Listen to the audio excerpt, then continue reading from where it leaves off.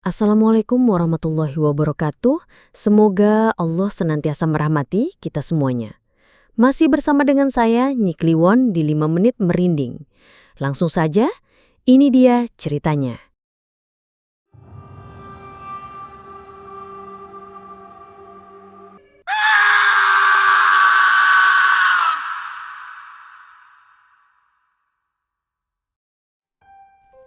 Kamar itu gelapnya minta ampun, bikin Rara nggak bisa lihat apa-apa.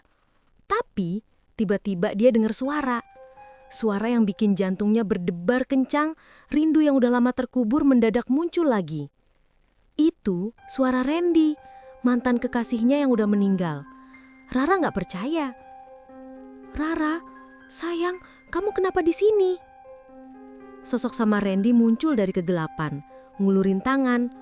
Wajahnya, senyumnya, semuanya sama persis. Rara nggak mikir panjang.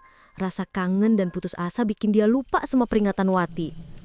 Dia ngedeket, ngulurin tangan balik, jari-jari mereka bersentuhan. Lembut, hangat, dan sangat familiar. Rara ngerasa kayak waktu masih sama Randy dulu. Dia ngerasa dipeluk, disentuh, dikecup lembut. Rasa sakit karena ditinggal Randy tiba-tiba sirna begitu aja. Di tengah kegelapan yang pekat, Rara merasa menemukan kembali cinta lamanya. Namun, kehangatan itu perlahan berubah. Sentuhan itu makin lama makin panas, membakar kulitnya. Aroma manis yang tadi tercium kini berubah, jadi bau hangus dan amis. Senyum Randy di depannya mulai memudar, berubah jadi seringai mengerikan. Tahun 2010-an, hidup Rara emang lagi di titik terendah. Bayangin aja, ibunya sakit-sakitan, adiknya masih sekolah butuh banyak duit, utang numpuk kemana-mana. Gajinya sebagai buruh pabrik cuma cukup buat makan sehari-hari, itu pun pas-pasan banget. Kadang dia sampai nangis sendiri di kamar mandi, ngerasa udah buntu. Pas Rara aju makan siang di kantin pabrik, mukanya kusut banget. Temennya, Wati, nyamperin dengan senyum yang agak beda. Senyumnya kayak nyimpen rahasia gede.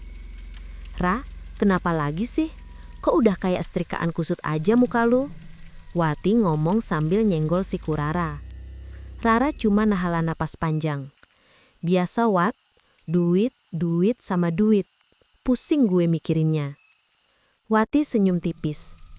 "Gini loh Ra, gue punya jalan pintas. Dulu gue juga kayak lo, susah. Tapi habis itu, semua jadi lancar jaya." Rara langsung natap Wati curiga. "Jalan pintas apaan? Jangan yang aneh-aneh loh Wat." Wati cuma ngakak pelan. "Santai aja, gak aneh-aneh kok. Gue bisa kenalin lo sama seseorang yang bisa bantu. Gak minta duit sepeser pun. Cuma ada syaratnya sedikit." Rara mikir keras. Dia udah gak punya pilihan. Di kepalanya cuma ada cara buat bayar utang dan biaya rumah sakit ibunya. "Syaratnya apa?" Wati mendekat, suaranya dipelankan. "Nanti juga tahu. Yang penting lo mau ikut gue malam ini?" Malam itu jam 10 tepat, Wati ngajak Rara ke suatu tempat. Rara awalnya mikir bakal ke rumah orang kaya atau dukun di gang sempit. Ternyata mereka jalan kaki ngelewatin sawah, terus tiba-tiba Wati nunjuk sebuah rumah tua yang gelap. Jendelanya pecah-pecah dan atapnya bolong sana-sini. Bau hangus masih nyerebak kuat. "Ini dia tempatnya." Wati ngomong pelan, suaranya agak geter. Rara langsung syok. "Rumah bujang api. Wat, lu gila ya? Itu rumah angker." Wati narik tangan Rara. "Udah, jangan banyak omong. Pokoknya lo ikut aja. Ingat ya Ra, apapun yang lo lihat di dalam, jangan lari. Kalau lo lari, dia akan ngejar lo sampai mati. Gue nggak bohong." Matanya serius banget, bikin Rara makin ngeri. Jantung Rara berdebar kencang. Dia pengen balik kanan, tapi bayangan ibunya yang sakit dan utang yang mencekik tiba-tiba muncul di benaknya. Dengan langkah berat, Rara akhirnya ngikutin Wati masuk ke dalam rumah yang gelap itu. Pintu berderit, lalu tertutup di belakang mereka, seolah mengunci Rara dalam takdir yang baru. Begitu masuk, hawa dingin langsung nyengat kulit. Rara ngelihat sekeliling, debu tebal di mana-mana. Jaring laba-laba ngegantung kayak tirai usang. Bau arang campur apek bikin mual. Di pojokan ada semacam ranjang besi tua yang udah karatan. Terus di sampingnya ada meja kecil dengan beberapa lilin hitam yang udah setengah meleleh. Wati cuma ngasih isyarat ke Rara buat diem. Tiba-tiba, dari kegelapan di ujung lorong, muncul seorang perempuan tua. Wajahnya dipenuhi bekas bakar yang mengerikan. Kulitnya keriput, matanya merah menyala. Rara merinding melihatnya. Ini pasti dukun yang dibilang Wati. Sudah datang? Suara perempuan tua itu serak, seperti pasir bergesekan. Matanya natap Rara tajam. Rara nggak bisa ngomong apa-apa, tenggorokannya tercekak. Di dalam rumah terbakar itu, bau arang, lilin hitam yang wangi aneh, dan sisa-sisa ranjang besi tua bercampur jadi satu. Hawa panas dingin campur aduk bikin Rara ngeri. Dukun perempuan tua itu, yang wajahnya penuh bekas luka bakar parah, ngelihat Rara dengan tatapan kosong. "Masuklah ke sana," kata si dukun sambil nunjuk sebuah kamar yang gelap gulita di ujung. "Jangan takut, jangan menolak. Apapun yang kau rasakan, terima saja." Rara gemeteran. Dia natap Wati, tapi Wati cuma ngangguk, seolah bilang, "Udah, ikutin aja." Dengan langkah gontai, Rara masuk ke kamar yang gelapnya minta ampun itu. Di sana nggak ada cahaya sama sekali, bikin dia cuma bisa ngeraba-raba tembok yang kasar dan dingin. Tiba-tiba dari kegelapan itu terdengar suara. Suara yang sangat familiar. Suara mantan kekasihnya, Randy.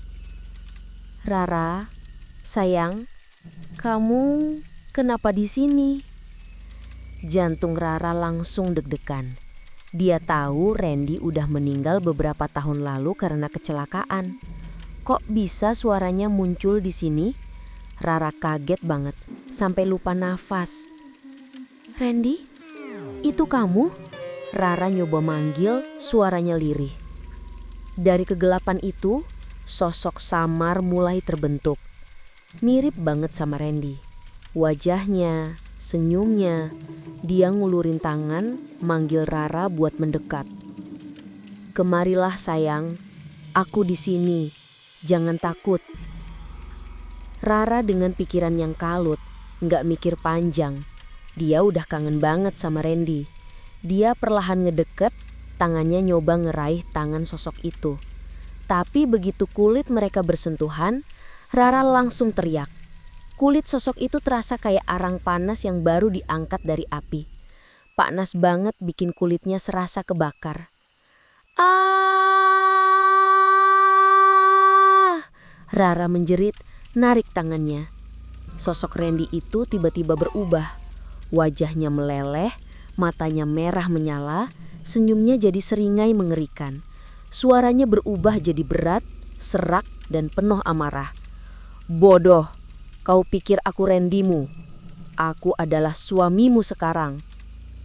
Tiba-tiba, seluruh tubuh Rara terasa ditindih sesuatu yang gak kelihatan. Berat banget, sampai dia gak bisa gerak, gak bisa nafas.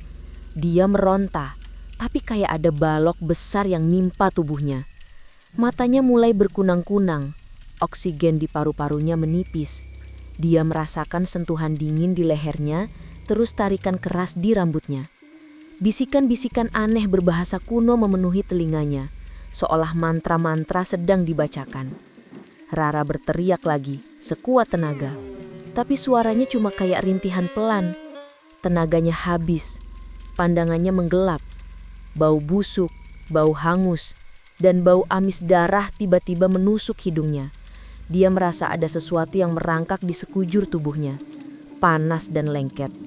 Terus, semuanya gelap. Rara pingsan. Singkat cerita, sejak ritual laknat itu, hidup Rara benar-benar berubah drastis. Kayak ada sihir aja. Uang tiba-tiba muncul di dompetnya. Rezeki ngalir lancar banget dari mana-mana. Semua urusan jadi gampang. Utang lunas semua. Ibunya bisa berobat ke rumah sakit terbaik. adiknya bisa sekolah tanpa pusing mikirin biaya. Hidupnya yang tadinya suram, mendadak jadi terang benderang. Wati senyum-senyum aja waktu Rara cerita. "Tuh kan, gue bilang juga apa?" kata Wati waktu itu. "Enak kan, gak perlu pusing lagi." Rara awalnya seneng banget, bersyukur. Dia pikir ini benar-benar pertolongan dari yang di atas. Tapi lama-kelamaan muncul gangguan-gangguan aneh. Setiap tidur, Rara selalu ngerasa dipeluk sesuatu yang dingin banget. Kayak ada tangan es yang melingkari pinggangnya. Dia sering bangun dalam posisi yang beda dari pas dia tidur. Kadang dia tidur miring, tapi bangun-bangun udah terlentang di tengah kasur. Kayak ada yang mindahin. Pintu kamarnya yang udah dikunci rapet, kadang kebuka sendiri pas dia lagi tidur pulas. Yang paling bikin merinding, di cermin. Rara sering lihat bayangan kedua. Bayangan itu mirip dia, tapi mukanya kosong, matanya merah padam. Bayangan itu kadang senyum sinis pas dia lagi nyisir rambut. Rara udah sering ngucek mata, mikir dia cuma capek, tapi bayangan itu tetap ada. Suatu malam, pas Rara lagi nyoba tidur, dia ngerasa dipeluk lagi. Kali ini sentuhannya lebih nyata. Rara gak berani buka mata. Tiba-tiba, ada suara berat di telinganya. "Kau milikku, sayang." Rara langsung buka mata, jantungnya kayak mau copot. Di samping ranjangnya, berdiri sosok yang benar-benar bikin dia shock. Tubuhnya hangus gosong kayak arang. Matanya merah menyala kayak bara api. Mulutnya kayak sobekan lebar yang ngeluarin suara serak kayak tulang-tulang retak. Sosok itu ngeluarin tangan, kulitnya hitam legam dan keriput, nyoba nyentuh pipinya. "Aku suamimu sekarang." Suara itu terdengar lagi, lebih jelas, lebih mengerikan. Rana langsung teriak histeris, badannya gemeteran gak karuan. Dia buru-buru bangun, ngambil bantal, terus mukul-mukul sosok itu. Tapi bantalnya cuma lewat, gak kena apa-apa. Sosok itu cuma ketawa serak, tawa yang bikin bulu kuduk berdiri, terus tiba-tiba menghilang ke dalam kegelapan. Sejak saat itu, setiap malam Jumat, sosok itu muncul. Makhluk itu mulai sering menunjukkan wujud aslinya, gak lagi samar-samar. Dia mulai manggil Rara dengan suara yang benar-benar gak familiar, jauh dari Randy. Suara itu dingin, kejam, dan penuh kepemilikan. Rara mulai sadar, ini bukan hadiah, tapi kutukan. Teror dari makhluk itu makin menjadi-jadi. Rara udah gak bisa tidur nyenyak. Badannya kurus kering, matanya cekung. Dia benar-benar butuh pertolongan. Yang kepikiran di benaknya cuma Wati. Mungkin Wati tahu cara buat ngilangin makhluk ini. Suatu hari, Rara nyamperin Wati ke rumahnya. Tapi Wati malah kelihatan kaget dan menghindar. "Wat, gue butuh bantuan loh. Dia terus-terusan datang." Rara ngomong dengan nada putus asa. Wati malah ngelak, matanya gak berani natap Rara. "Bantuan apa sih, Rah? Kan lo udah enak sekarang, duit banyak." Rara geleng-geleng. "Enak apaan? Gue disiksa tiap malam. Lo tahu kan itu makhluk apaan? Tolong gue, Wat." Wati akhirnya ngehela napas panjang, kayak nahan sesuatu. "Gini loh, Rah. Sebenarnya gue gak bisa bantu lo." "Maksud lo apa?" Rara gak ngerti. Wati akhirnya ngaku. Dengan suara pelan dan wajah ngeri, dia bilang kalau dia juga udah lama jadi istri gaib makhluk lain. Makhluknya beda, tapi tipenya sama. Wati ngajak Rara ke ritual itu biar beban dia dibagi. "Gue udah gak kuat sendirian, Rah. Makanya gue ngajak lo, biar dia gak cuma gangguin gue," kata Wati, suaranya pelan dan penuh penyesalan. Rara langsung syok, dadanya sesak. Pengkhianatan Wati ini benar-benar bikin dia sakit hati. Dia ngerasa dikorbanin. "Jadi lo cuma manfaatin gue?" Rara nangis, air matanya ngalir deras. Wati gak jawab, cuma nunduk.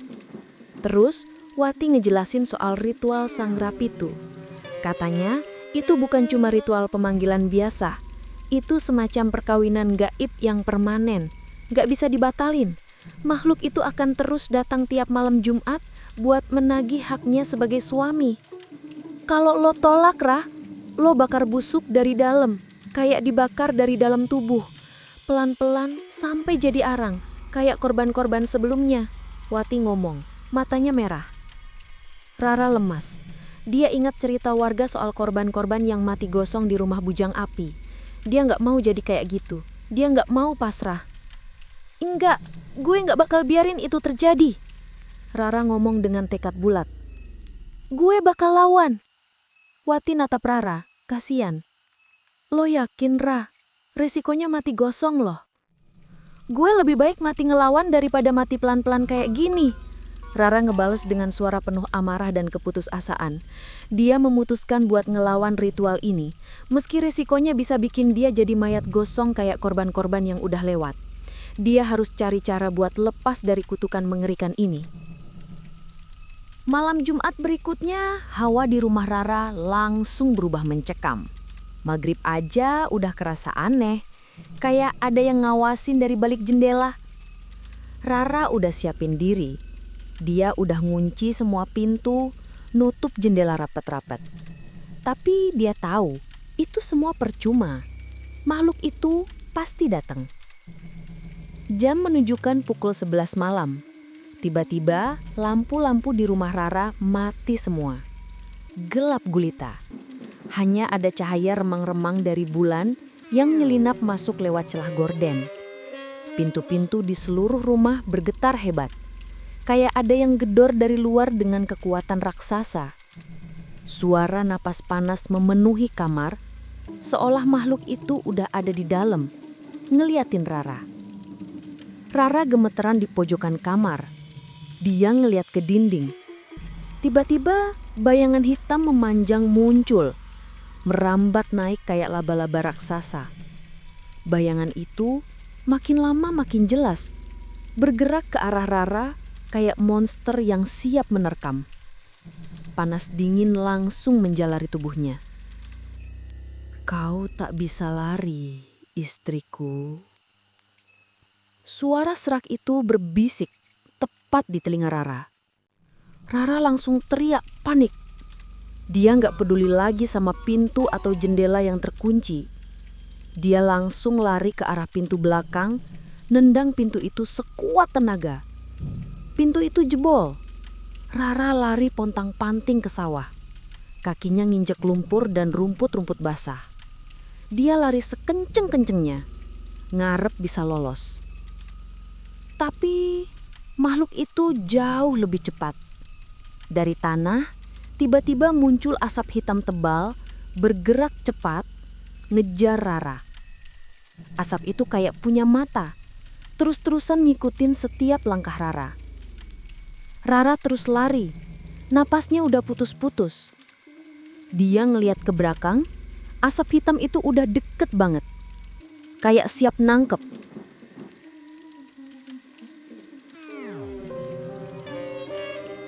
Bersama saya, Nyi Kliwon. Sampai jumpa di episode Mencekam selanjutnya. Jangan lupa subscribe, like, and share. Terima kasih. Wassalamualaikum warahmatullahi wabarakatuh.